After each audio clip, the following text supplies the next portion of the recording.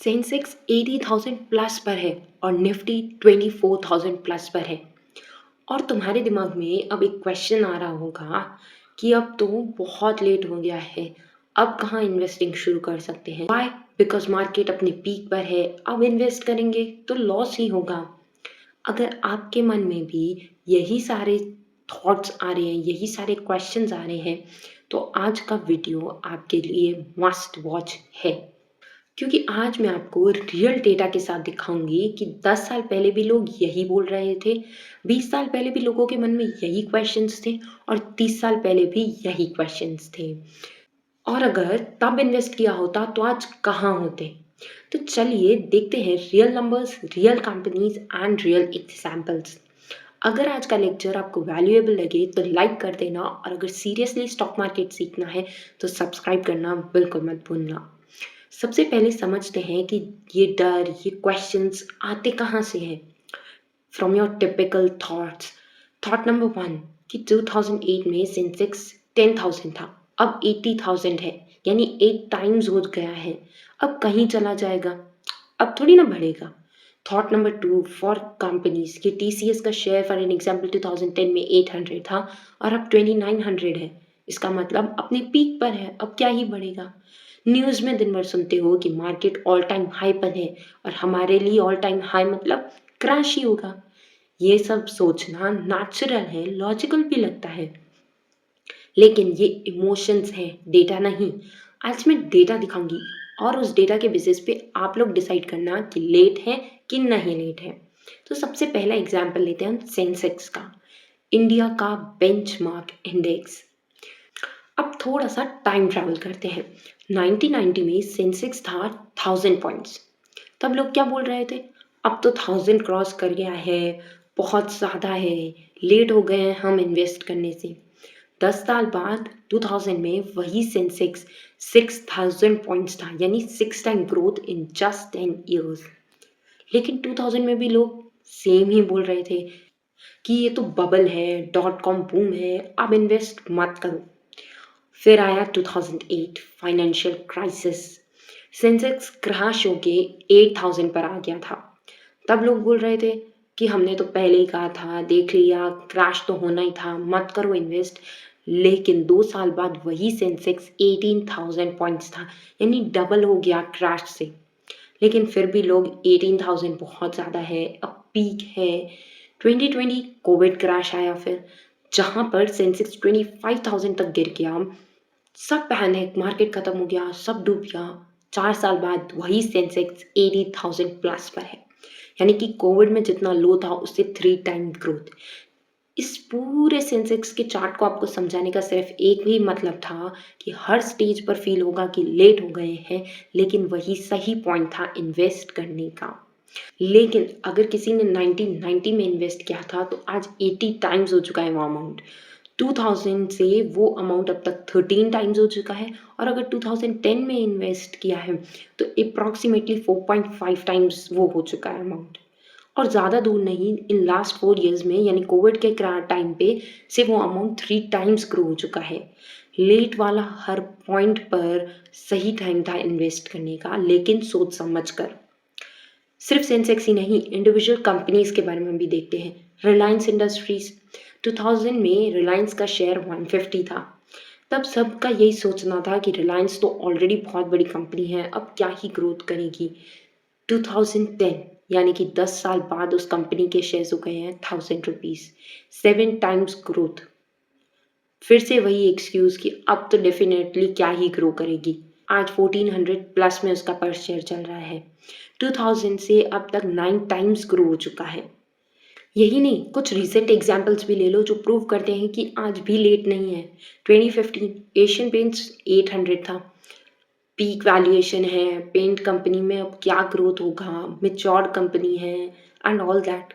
आज 2300 प्लस में है उसका मार्केट। मैच्योर इंडस्ट्री में भी ग्रोथ हो सकती है। पॉइंट ये है कि मार्केट हर टाइम आपको अपॉर्चुनिटीज़ देता है, आप उस अपॉर्चुनिटीज़ को यूज़ करते हैं या नहीं, ये आप पर डिपेंड करता है। ये कैसे ग्रो होता है, इसको अगर डिटेल में समझे तो सबसे पहले इकोनॉमी ग्रो होती है। यानी कि इंडिया की जीडीपी 1990 में $320 बिलियन थी, आज $3.7 ट्रिलियन है, यानी कि 11 टाइम्स ग्रोथ हो गई है। जब इकोनॉमी ग्रोथ करती है तो कंपनीज क्यों ग्रो नहीं करेगी, स्टॉक प्राइसेस क्यों नहीं ग्रो करेंगे? दूसरी चीज है कंपाउंडिंग। एल्बर्ट आइंस्टाइन ने कहा था कि compound interest is the eighth wonder of the world. Example से समझते हैं कि अगर आपने 1 लाख रुपए इन्वेस्ट किए 15% एनुअल रिटर्न के हिसाब से, तो 20 साल बाद वो अमाउंट कितना हो जाएगा? अगर कंपाउंडिंग नहीं होती है तो अप्रॉक्सीमेटली 4 लाख रुपीज, लेकिन अगर कंपाउंडिंग होती है तो वही 1 लाख 16.37 लाख अप्रॉक्सीमेटली हो जाता है। So what is important? Time in the market is important than time in the market. Long term के बारे में सोचो। वॉरेन बफेट ने 30 साल पहले कहा था, stock market is device for transferring money from impatient to patient. वो आज भी सही है। और क्रैश का डर दिखा के जो बीच में निकल गए ना, वही सबसे ज्यादा हार गए। अब प्रैक्टिकल क्वेश्चन आता है कि आज इन्वेस्ट करूं तो कैसे करूं? सारा अमाउंट एक साथ मत करो, सिस्टमैटिक इन्वेस्टमेंट प्लानिंग करो, यानी कि SIP करो। एक साथ 5 लाख मत लगाओ, हर महीने थोड़ा थोड़ा लगाओ, SIP करो। सेकेंड चीज, मार्केट को समझो, उसके बाद कुछ इन्वेस्ट करो। डायरेक्टली किसी ने कह दिया, किसी से सुन लिया, उस पर मत करो, खुद समझो उसके बाद इन्वेस्ट करो। Third thing is blue chip companies में इन्वेस्ट कर सकते हो if you are a beginner, क्योंकि वो ऑलरेडी स्टैब्लिश्ड कंपनीज हैं, 50+ ईयर्स से वो कंपनी स्टैब्लिश्ड हैं, तो एक उनके फंडामेंटल्स स्ट्रॉन्ग हैं। If you are a beginner you can invest in blue chip companies. अगर आपको समझ नहीं आ रहा कि कौन से इंडिविजुअल स्टॉक में इन्वेस्ट करूँ, you can go for ETFs और index funds. There are a lot of ETFs, there are a lot of index funds in which you can invest. इससे आपका रिस्क डाइवर्सिफाई हो जाएगा। लॉन्ग टर्म माइंडसेट बना के रखो हमेशा, और मैक्सिमम 5-7 साल का तो प्लान बनाओ। 1-2 साल में पैसा चाहिए तो स्टॉक मार्केट में आओ, फिर FD कराओ। लेकिन लॉन्ग टर्म में वेल्थ चाहिए तो stock market is one of the best options if done properly. एक और कॉमन आर्ग्यूमेंट आता है कि आज PE रेशियो ज़्यादा है, वैल्यूएशंस एक्सपेंसिव हैं। रियलिटी चेक देती हूँ थोड़ा सा। 2010 में भी PE रेशियो हाई ही था, 2015 में भी एक्सपेंसिव था, और 2020 के बाद भी ओवर वैल्यू था। लेकिन ग्रोथ कंटिन्यू है। क्यों? क्योंकि India is a developing country. India एक ग्रोइंग इकोनॉमी है जिसकी पॉपुलेशन ग्रो हो रही है, मिडिल क्लास की एक्सपेंड हो रही है, डिजिटलाइजेशन इंक्रीज हो रहा है, इंफ्रास्ट्रक्चर इम्प्रूव हो रहा है, लोगों का कंजप्शन बढ़ रहा है। तो जब इकोनॉमी ग्रो करती है तो एक्सपेंसिव वैल्यूएशंस भी जस्टिफाइड हो जाते हैं। असल क्वेश्चन ये नहीं है कि लेट हो गए हैं, असल क्वेश्चन ये है, क्या मैं नेक्स्ट 10 to 20 ईयर्स के लिए वेट कर सकता हूँ? एक एग्जाम्पल से समझो। मान लो 2000 में किसी ने इन्वेस्ट किया, 2008 का क्रैश देखकर उसने अपनी होल्डिंग्स वापस ले ली और उसे लॉस हो गया पैनिक की वजह से। लेकिन जिसने 2000 में इन्वेस्ट किया और 2024 तक होल्ड किया है, तो आज उसका इन्वेस्टमेंट मल्टीपल हो गया होगा। लेट हो गया बोलने वाले हमेशा लेट ही रहेंगे, लेकिन अगर आपने अभी शुरू किया तो 10 साल बाद आप सक्सेसफुल होंगे, अगर आपने सही टाइम पर, सही जगह पर और सोच समझ कर इन्वेस्ट किया होगा तो। So the final answer is, are we late? No. अगर तुम आज 25 के हो तो तुम्हारे पास अभी 40 ईयर्स है। अगर 35 के हो, 30 ईयर्स हैं। और अगर 45 के हो गए हो, still you have 20 years for you to start investing. It's never late. ये टाइम इनफ है आपको स्टॉक मार्केट में इन्वेस्ट करने के लिए। लेकिन अगर आज भी लेट बोलकर नहीं किया तो 10 साल बाद फिर यही बोलोगे, यही एक्सक्यूज दोगे। So what should you do? तो आज से ही ये स्टार्ट करो। Start investing from today itself. Foundation strong करो। सबसे पहला अपना स्टॉक मार्केट के बारे में सीखो। मेरे स्टॉक मार्केट बेसिक सीरीज देखो, लेक्चर 1 to 3 ऑलरेडी अपलोडेड है और जिनके लिंक डिस्क्रिप्शन में है।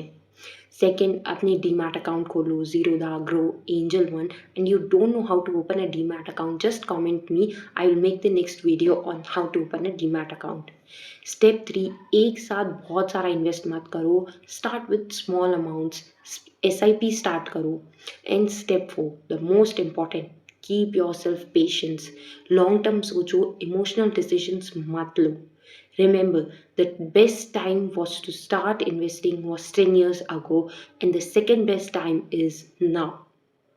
अगर ये वीडियो वैल्यूएबल लगा हो तो लाइक करो, शेयर करो और चैनल को सब्सक्राइब करना मत भूलो। मिलते हैं नेक्स्ट वीडियो में, तब तक के लिए keep learning, keep investing and don't forget to tell me in the comments when did you start investing, and remember, time in the market beats the timing the market.